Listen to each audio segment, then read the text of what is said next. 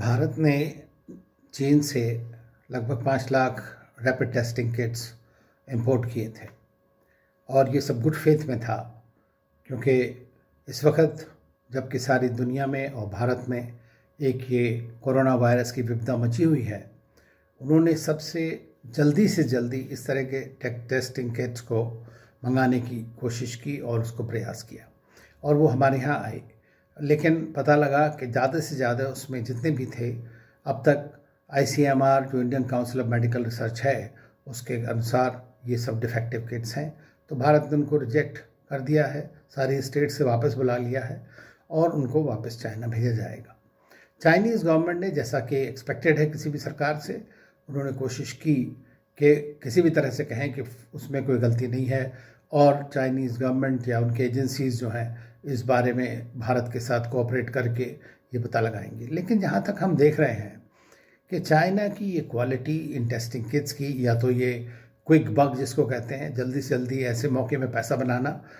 उस तरह की चेष्टा है, या ये वाकई में कोई जेन्युइन फॉल्ट है उनके सिस्टम में। क्योंकि अमेरिका ने भी यही इंपोर्ट किया, जैसा आपको पता होगा 23 प्लेन लोड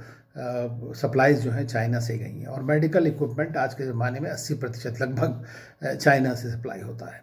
तो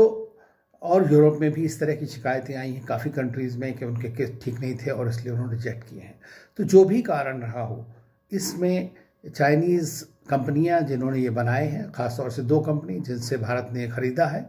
मैं ये ज़रूर समझता हूँ कि उनकी ये गलती है और इस तरह की टेस्टिंग किट्स को बिना पूरी तरह टेस्ट किए जल्दी में भेजना नहीं चाहिए था। उससे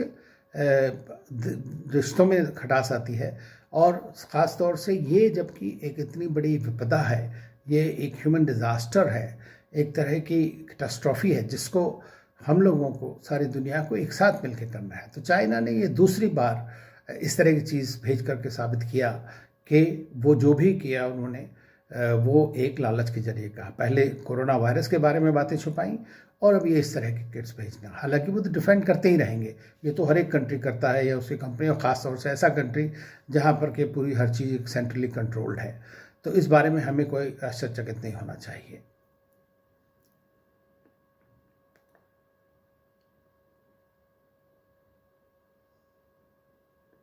जहाँ तक चीन की साख का सवाल है, तो सच में चाइना के बारे में आप ये जानते हैं कि आजकल एक जोक बड़ा इंटरनेट पे और ट्विटर पे चल रहा है, और वो ये जोक है कि चाइना बाकी सब चीज़ें तो नकली भेजता है लेकिन उसने वायरस वाकई में असली भेजा है। तो मैं ये समझता हूँ कि जिस तरह इनके टेस्टिंग किट्स या और इक्विपमेंट जो फेल हुए हैं चीन के, उससे उनकी साख को एक तरह से और भी झटका पहुँचेगा और ये वो परेशान है। इस बात से चाइनीज़ कंपनी ज़रूर परेशान होंगी कि उनका मार्केट शेयर घटेगा, और कितनी जल्दी घटेगा ये तो वक्त ही बताएगा, या उनको रैंप अप करना पड़ेगा अपना प्रोडक्शन इस तरह से कि वो हाईएस्ट क्वालिटी प्रोडक्ट को सप्लाई करें, क्योंकि वो चार्ज करते हैं बहुत ज़्यादा, और जब वो बहुत ज़्यादा चार्ज करते हैं तो उसके हिसाब से क्वालिटी और कंट्रोल उनको मेंटेन करना चाहिए। और मैं ये समझता हूँ कि हमारी भारतीय संस्थाओं ने भी खरीदने से पहले पूरी तरह को टेक्नो मेडिकल टीम इंस्पेक्शन करना चाहिए था, रैंडम टेस्टिंग करनी चाहिए थी फैक्ट्रीज़ में जहाँ से सामान लिया जा रहा है। क्योंकि आप कोई भी चीज़ जब खरीदते हैं इस लेवल पे और जिस काम के लिए, तो आपको पूरी तरह से सेटिस्फाई कर लेना चाहिए अपने को, बजाय इसके कि सारी की सारी कंसाइनमेंट यहाँ आ जाए और उसके बाद आप करें। तो मैं ये समझता हूँ दोनों ही तरह से कहीं ना कहीं चूक हुई है, और चाइना तो एक्सपोज हो ही गया है इसमें तो कोई दो राय नहीं है। लेकिन हाँ, हमें भारत में भी अपने सिस्टम जब हम इस तरह की चीज़ों को बनाते हैं, दूसरी चीज़ मैं आज फिर यही कहूँगा कि हमें खुद को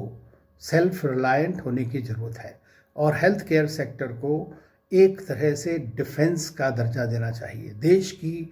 जो संपत्ति है सबसे बड़ी, वो देश के मनुष्य हैं, देश की ह्यूमन रिसोर्स है, और हमको उसी को ही ठीक तरह से रखना सबसे पहली प्रायोरिटी है। और उसके लिए हेल्थ केयर में सबसे ज़्यादा एक्सपेंडिचर होना चाहिए, हेल्थ केयर पे आपकी सेल्फ रिलायंस होनी चाहिए। हमारे डॉक्टर्स बहुत अच्छे हैं, नर्सेज बहुत अच्छे हैं, पैरामेडिकल स्टाफ बहुत अच्छा है, लेकिन हमारे को इक्विपमेंट में इंफ्रास्ट्रक्चर उसका बहुत ज़्यादा डेवलप करना चाहिए, और मैं समझता हूँ कि भारत कर सकता है। आज की डेट में